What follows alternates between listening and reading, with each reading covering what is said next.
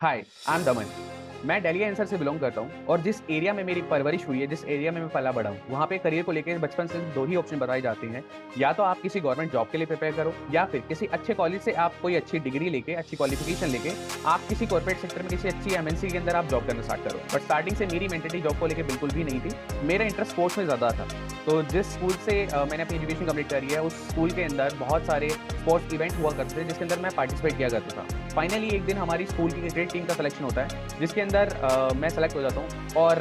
पहली बार जब मैं सीज़न बॉल से क्रिकेट खेलना स्टार्ट करता हूँ, तो मुझे रियलाइज़ होता है कि मैं उस गेम को एन्जॉय कर रहा हूँ और मुझे मज़ा आ रहा है। देन कुछ टाइम के बाद मैं ये डिसाइड करता हूँ कि मुझे क्रिकेट के अंदर अपना प्रोफेशन बिल्ड करना है और मुझे प्रोफेशनल क्रिकेट खेलना है। देन घर पे आके मैं मॉम-डैड से बात करता हूँ और वो मुझे क्रिकेट अकेडमी के अंदर मेरा एडमिशन करा देते हैं, जहाँ से मेरी प्रोफेशनल क्रिकेट करियर की शुरुआत होती है।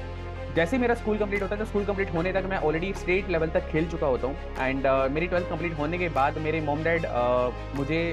ये बोलते हैं कि मैं अपने क्रिकेट को साइड में रखूँ, उसको प्रोफेशन ना बना के मैं अपनी पढ़ाई के ऊपर फोकस करूँ, किसी अच्छे से कॉलेज से अच्छी सी डिग्री लेके मैं किसी अच्छी फील्ड के अंदर मैं जॉब करूँ।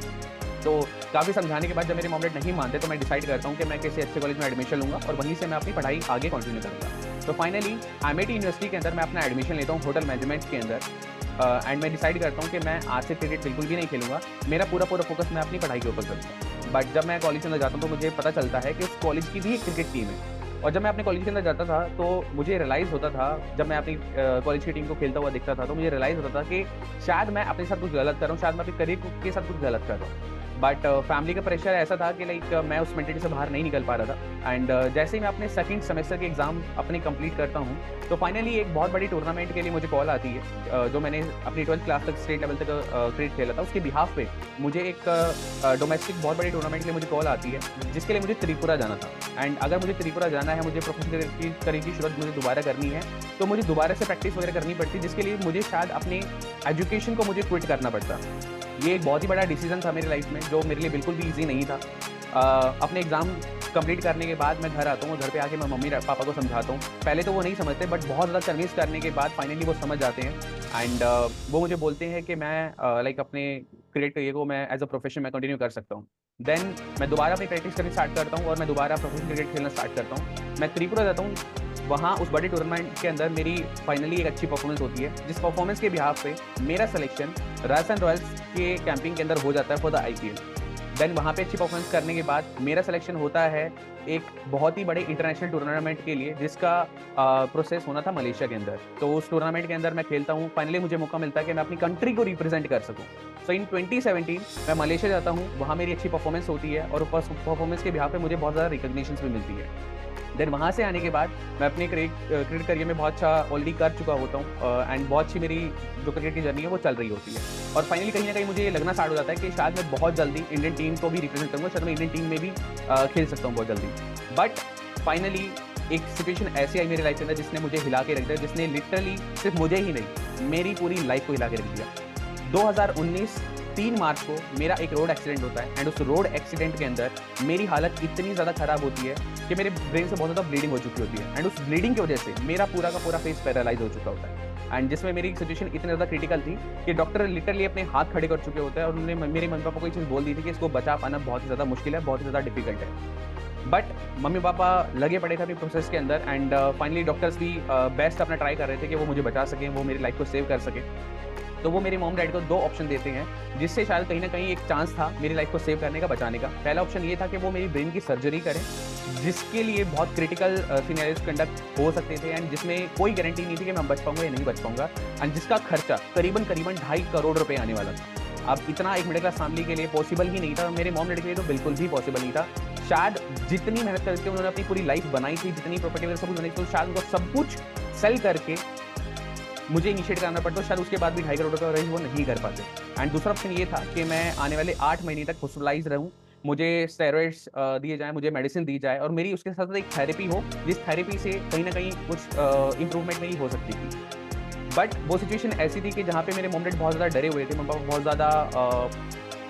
सहम गए थे उस टाइम पे, उस सिचुएशन के अंदर, बिकॉज़ उनके लिए तो मतलब उनका बेटा उनके हाथ से जा चुका था। बट फाइनली शायद मेरे अच्छे कर्म थे कि एक होप कहीं न कहीं उनको दिख रही थी कि हमारा बच्चा ठीक हो सकता है। तो 1 महीना जब हॉस्पिटल में रहा, जब वो थेरेपी चलती थी, तो literally I have seen my mom, के मेरी मम्मी बैठ के मेरे सामने रो रही होती थी। बिकॉज़ वो थेरेपी इतनी ज़्यादा पेनफुल थी कि मेरी आँखों से आँसू निकल रहे थे और मुझे देख के मेरी मम्मी रो रही होती थी। तो वो सिचुएशन ऐसी थी कि जिसने लिटरली मुझे हिला के रख दिया था। एंड फाइनली एक टाइम ऐसा आता है कि एक मेरा दोस्त मुझे हॉस्पिटल में मिलने आता है एंड वो मिलने जब आता है तो वो नॉर्मली मिल के वो चला जाता है। नेक्स्ट डे वो दोबारा मिलने आता है तो वो अपने साथ 3 प्रोडक्ट्स लेके आता है, एक एलोवेरा जूस, एक आप्टिक्सी एंड एक आरजी प्लस। ये 3 प्रोडक्ट वो अपने साथ लेके आता है और वो मेरी मम्मी पापा को आके बोलता है कि अंकल आंटी इसकी जो भी मेडिसिन जो भी थेरेपी इसकी चल रही है, इसके साथ साथ आप इसको ये न्यूट्रिशनल सप्लीमेंट्स हैं आप इसको यूज़ कराओ और ये इसकी रिकवरी में इसकी हेल्प करेंगे, ये इसकी रिकवरी को थोड़ा फास्ट कर देंगे। बट वो सिचुएशन इतनी ज़्यादा क्रिटिकल थी कि डॉक्टर से बिना कंसल्ट किए बिना पूछे कुछ भी मुझे कंज्यूम नहीं किया जा सकता था। देन डॉक्टर से कंसल्ट करने के बाद फाइनली डॉक्टर्स ने अलाउ किया एंड वो न्यूट्रिशन सप्लीमेंट मैंने यूज़ करने स्टार्ट किए, मुझे कंज्यूम कराना स्टार्ट किया।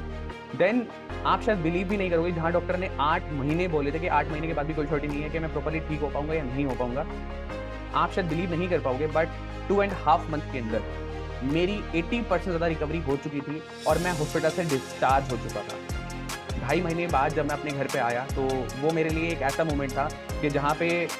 मैं लिटरली बहुत डर चुका था, मैं बहुत ज़्यादा ऑलरेडी डिप्रेशन के अंदर था बिकॉज एक ऐसी सिचुएशन में निकल गया था जहाँ पे शायद मुझे एक दूसरी लाइफ मिली थी। And thanks to forever products के वो मेरी लाइफ में ऐसे टाइम पाए जब मुझे सबसे ज़्यादा उनकी रिक्वायरमेंट थी, सबसे ज़्यादा मुझे इनकी नीड थी। देन फिर उसके बाद 80% रिकवरी हो रही तो मेरी धीरे धीरे रिकवरी मेरी चल रही थी, मैं अपनी दोबारा अब अपनी फिटनेस के ऊपर ध्यान देने लगा था। बट कहीं ना कहीं बैक ऑफ द माइंड मेरे करियर को लेके एक बहुत बड़ा क्वेश्चन मेरे ऊपर अराइज होता जा रहा था कि मेरे करियर के साथ अब क्या होगा, because cricket is a physical appearance game कि जहाँ पे मैं फिजिकली फिट हूँ तो मैं खेल सकता हूँ, अगर मैं फिजिकली फिट नहीं हूँ तो शायद मैं नहीं खेल पाऊंगा और शायद मेरा अच्छा करियर नहीं हो सकता है। और इस एक्सीडेंट के बाद मुझे रियलाइज हो चुका था कि एक लाइफ में बैकअप प्लान साथ में होना बहुत जरूरी है, ताकि जब भी आपकी लाइफ में क्रिटिकल सिचुएशन आए तो आपके पास एक सेकंड सोर्स ऑफ इनकम या सेकंड सोर्स भी आपके पास हो जिससे आप अपनी लाइफ को संभाल सको।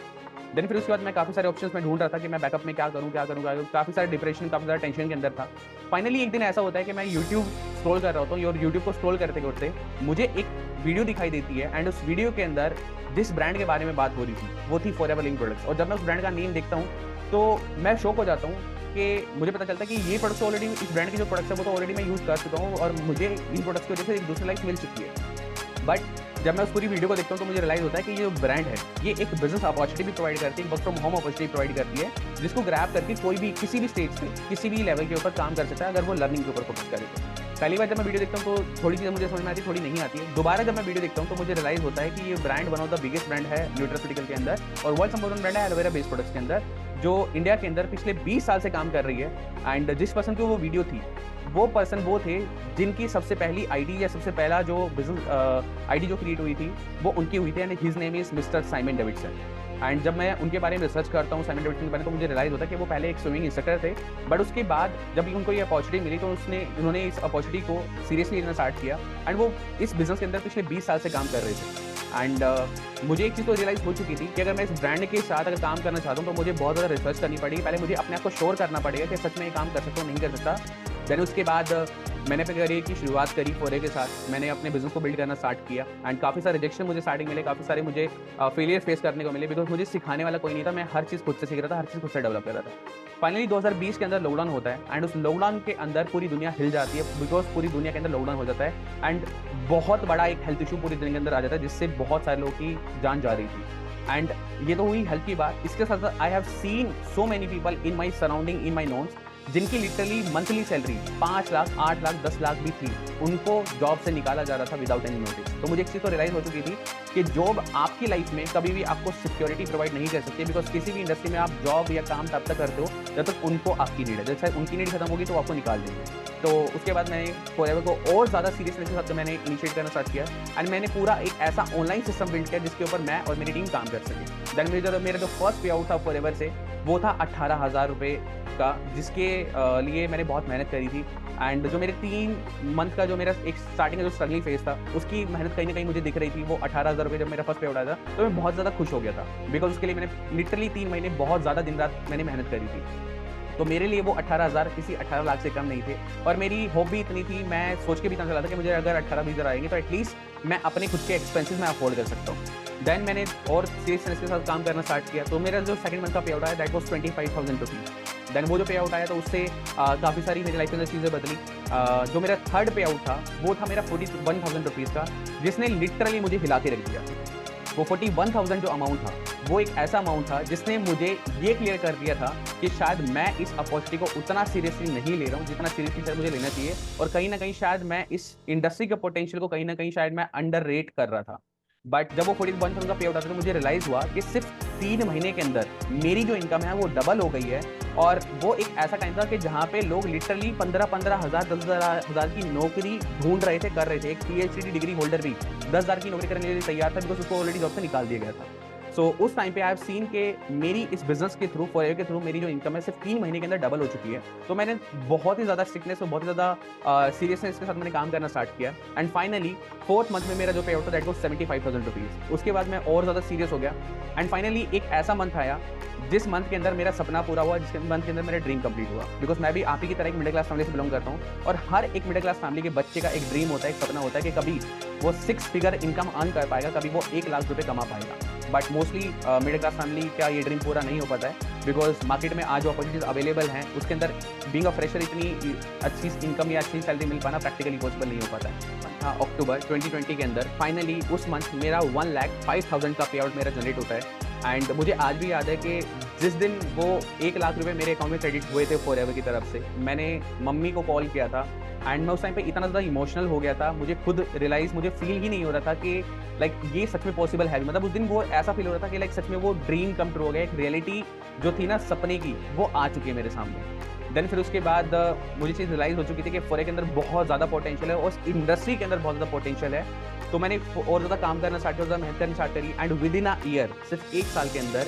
17 सितंबर 2021 में मैंने अपने पापा को 10 लाख रुपए की एक एसयूवी गाड़ी गिफ्ट करी। जो मेरे फादर बोला करते थे कि लाइक इस बिज़नेस से कुछ नहीं होता है, ये सब फ्रॉड स्कैम होता है, मैंने उन्हीं को 10 लाख रुपए की इसी बिज़नेस से कमा के एक गाड़ी गिफ्ट करी, जो मेरे लिए सबसे बड़ी अचीवमेंट थी मेरी लाइफ की, बिकॉज़ मैंने उनके नेगेटिव रिस्पॉन्स को पॉजिटिवली अपने एफर्ट्स, अपने रिजल्ट के थ्रू मैंने कन्वर्ट किया था, एंड उनकी जो खुशी थी वो उनकी आंखों से निकल रही थी। एंड उस टाइम पे मेरी जो खुशी थी वो शायद पीक पे थी, बिकॉज़ हमारे जो मम्मी-पापा होते हैं वो दिन-रात मेहनत करते हैं हमारी लाइफ को बेटर बनाने के लिए, और उनकी जो मेंटालिटी होती है वो उनके अकॉर्डिंग ठीक होती है, बट वो हमारे करियर को लेके ठीक नहीं होती है, बिकॉज़ वो मेंटालिटी पुरानी होती है, और हमें अगर अपनी लाइफ को बेटर बनाना तो हमें ट्रेंड के साथ चलना बहुत ज़रूरी है। देन मैंने और ज़्यादा मेहनत करनी स्टार्ट करी, और मैं 1 साल के अंदर अपनी पूरी फैमिली के अंदर यंगेस्ट मिलियनेयर बना। सिर्फ 22 साल की एज में मुझे यंगेस्ट मिलियनेयर के लिए अवार्ड दिया गया in front of 6,000 people. And उसके बाद मैंने अपनी टीम के ऊपर फोकस करना स्टार्ट किया, अपनी टीम के ऊपर इनिशिएट करना स्टार्ट किया, एंड मेरी टीम के अंदर भी बहुत सारे ऐसे मैंने लीडर्स क्रिएट किए जिन्होंने 6 फिगर की इनकम कंप्लीट करी, जिन्होंने अपने ड्रीम मैनेजर लेवल को अचीव किया, और जिन्होंने अपने ड्रीम लाइफ को अचीव करना स्टार्ट किया। एंड इस प्रोसेस के थ्रू मैंने बहुत सारे लोगों की लाइफ में एक बदलाव क्रिएट किया, एंड उस बदलाव की वजह से मेरी लाइफ कब चेंज हो गई मुझे रियलाइज भी नहीं हुआ, बिकॉज ये एक ऐसा बिजनेस है जहाँ पे आप सेल्फिश होकर ग्रो नहीं कर सकते, आपको दूसरे लोगों की हेल्प करनी बहुत ज़्यादा ज़रूरी है। तो उसके बाद मैंने इस बिज़नेस को कभी छोड़ा नहीं, और मैंने डिसाइड किया कि जब तक मैं ज़िंदा हूँ तब तक मैं इस बिज़नेस को